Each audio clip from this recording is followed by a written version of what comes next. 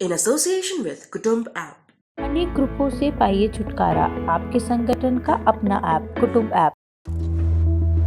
बिहार में सरकार और डॉक्टर दोनों बीमार हैं। राज्य के सबसे बड़े सरकारी अस्पतालों के 600 से ज्यादा डॉक्टरों की कोरोना की चपेट में आने की खबर अभी डर बढ़ा ही रही थी कि सोमवार को बिहार के मुख्यमंत्री नीतीश कुमार भी कोरोना संक्रमित होने की खबर सामने आ गई, जो राज्य में कोरोना की स्थिति साफ बयां कर रही है। इसी बीच खबर सामने आई है कि बिहार में आर वैल्यू देश में सबसे ज्यादा, यानी कि बिहार में संक्रमण फैलने के चांसेस सबसे ज्यादा हैं, जो बिहार के लिए खतरे की घंटी है। बिहार के बाद पड़ोसी राज्य उत्तर प्रदेश में आर वैल्यू सबसे ज्यादा पाया गया है। अब आप सोच रहे होंगे कि आखिर ये आर वैल्यू होता क्या है, तो आपको बता दें कि R value reproduction value R naught value दरअसल एक मैथमेटिकल टर्म है जो बताता है कि कोई वायरस कितना ज्यादा संक्रामक है। इसमें मामूली से मामूली बदलाव भी काफी मायने रखता है।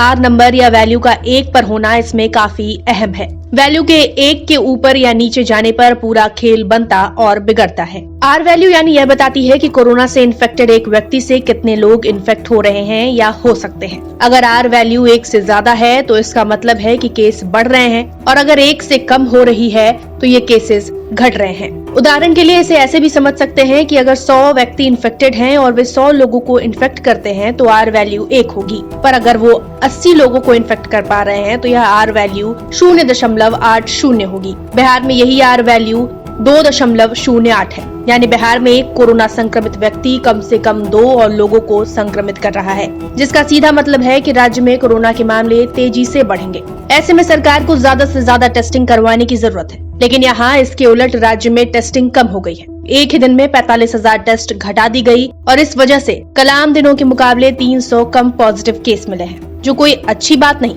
क्योंकि हमारे राज्य में संक्रमण फैलने की रेट सबसे ज्यादा है। ऐसे में अगर ज्यादा कोरोना पॉजिटिव मामलों की पुष्टि नहीं हुई तो पहले से ही लचर स्वास्थ्य व्यवस्था पूरी तरह से टूट जाएगी। आपको बता दें कि मुख्यमंत्री नीतीश कुमार के साथ दोनों उप मुख्यमंत्री रेणु देवी और तारकिशोर प्रसाद, बिहार के उद्योग मंत्री शाहनवाज हुसैन, मद्य निषेध मंत्री सुनील कुमार और भवन निर्माण मंत्री अशोक चौधरी कोरोना संक्रमित है।